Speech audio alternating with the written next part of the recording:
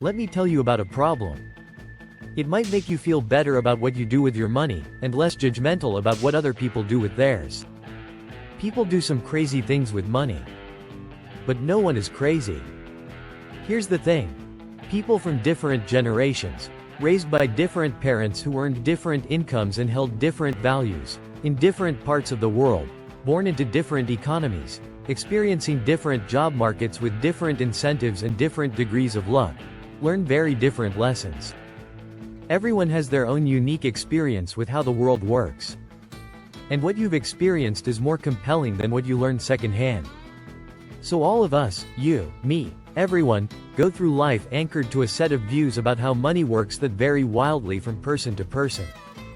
What seems crazy to you might make sense to me. A person who grew up in poverty thinks about risk and reward in ways the child of a wealthy banker cannot fathom if he tried. A person who grew up when inflation was high experienced something the person who grew up with stable prices never had to. A stockbroker who lost everything during the Great Depression experienced something the tech worker basking in the glory of the late 1990s can't imagine. A Australian who hasn't seen a recession in 30 years has experienced something no American ever has. On and on. A list of experiences is endless. You know stuff about money that I don't, and vice versa. You go through life with different beliefs, goals, and forecasts than I do. That's not because one of us is smarter than the other, or has better information. It's because we've had different lives shaped by different and equally persuasive experiences. Your personal experiences with money make up maybe 0.000000001% of what's happened in the world, but maybe 80% of how you think the world works. So equally smart people can disagree about how and why recessions happen, how you should invest your money, what you should prioritize, how much risk you should take, and so on. In his book on 1930s America, Frederick Lewis Allen wrote that the Great Depression marked millions of Americans, inwardly, for the rest of their lives.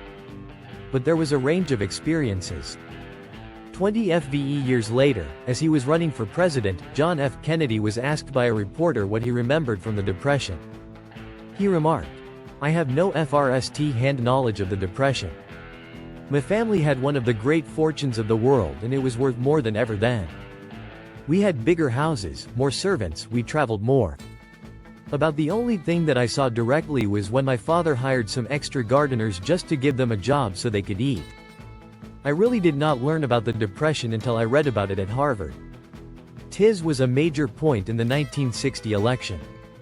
How, people thought, could someone with no understanding of the biggest economic story of the last generation be put in charge of the economy? It was, in many ways, overcome only by JFK's experience in World War II.